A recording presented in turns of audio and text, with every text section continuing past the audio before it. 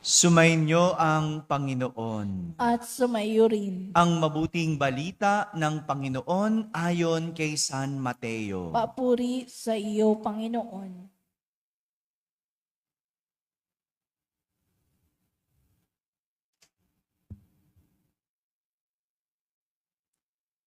Noong sandaling iyon, lumapit kay Jesus ang mga alagad at nagtanong, "Sino po ang pinakadakila sa kaharian ng langit?"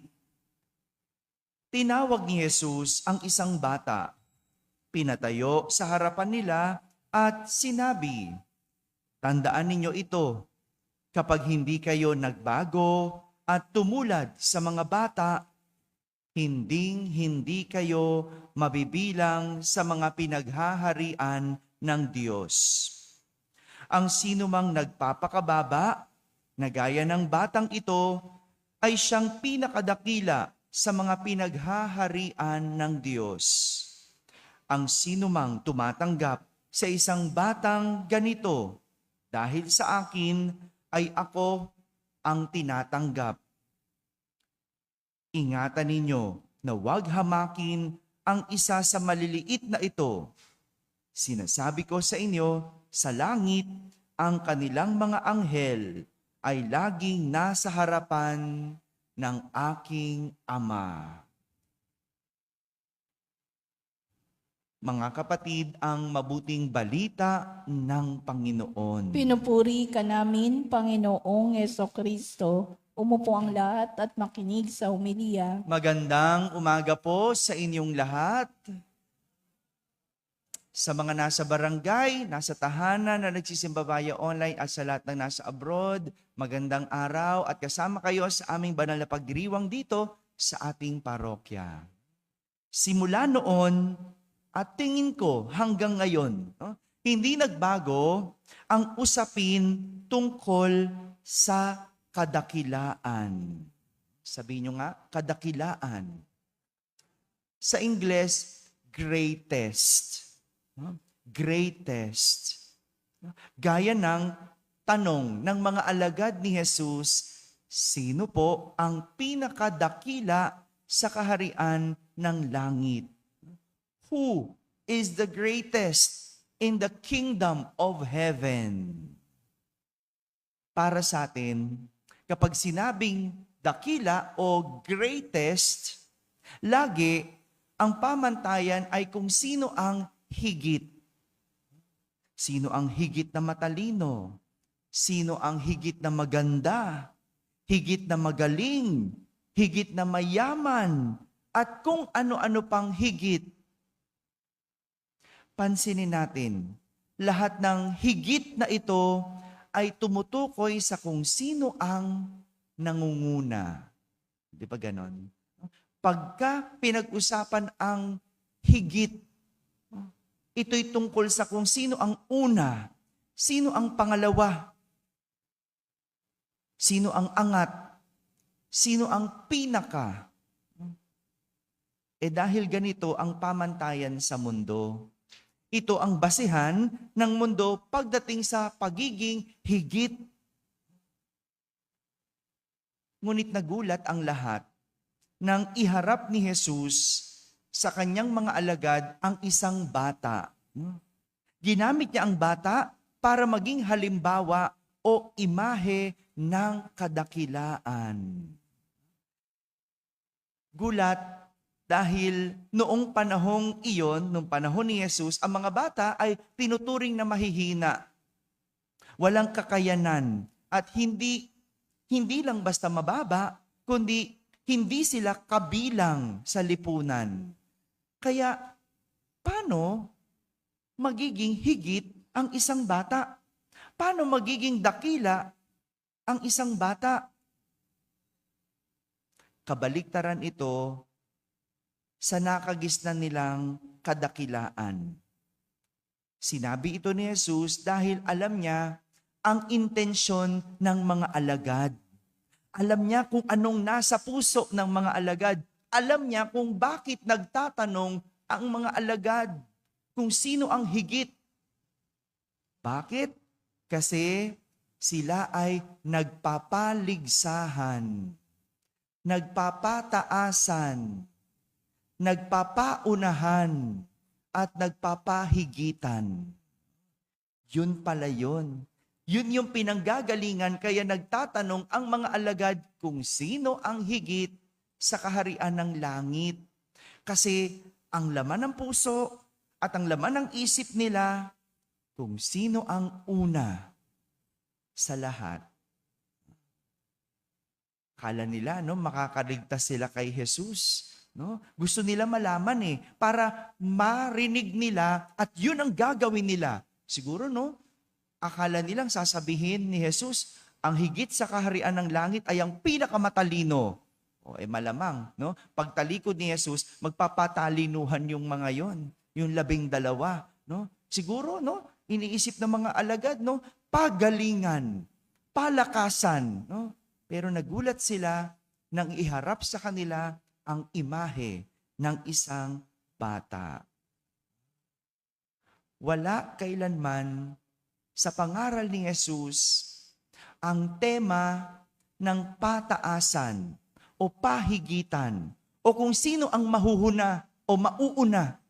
'Di ba?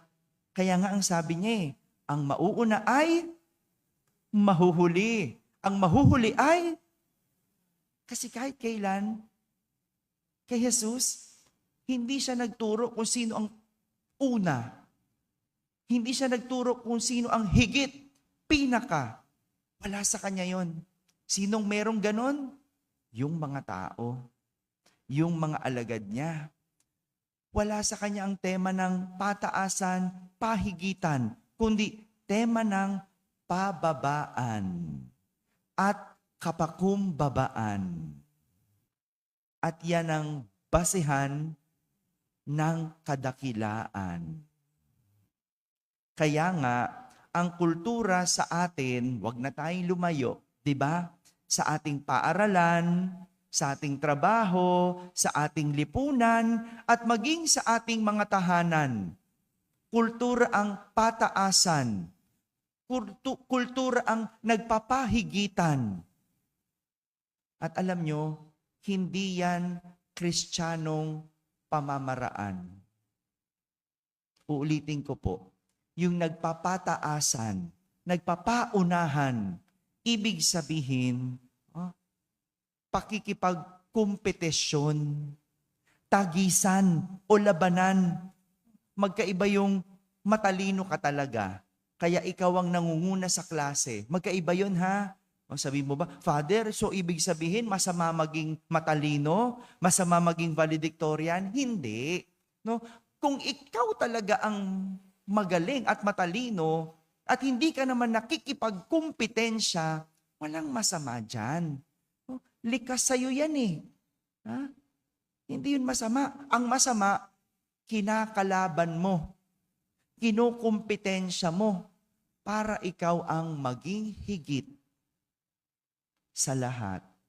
Para ikaw ang umangat sa lahat. Hindi ba? Yan yung nangyayari saan? Sa lipunan, sa eleksyon. Di ba? Kung ikaw talaga ang pinaka-popular o gusto ng tao, hindi mo kailangan makipagkumpetensya. Sino yung nagkukumpetensya? Yung naninira. Di ba sa eleksyon? Naninira. Bakit sisirain? Kasi nakikipagkumpetensya. Pero kung ikaw talaga ang gusto ng taong bayan, ikaw ang pulso ng bayan, at ikaw ang mangunguna sa halalan, well, iyon talaga. Walang masama doon. Pero kung ginamit mo yan, nandaya ka para umangat, nanloko ka para manguna, ayan ay kasalanan. Yan ay kasalanan. So kung maganda ka talaga at ikaw ang nangunguna sa kagandahan, hindi ka naman nakikipaglabanan o kompetensya, walang kasalanan dyan.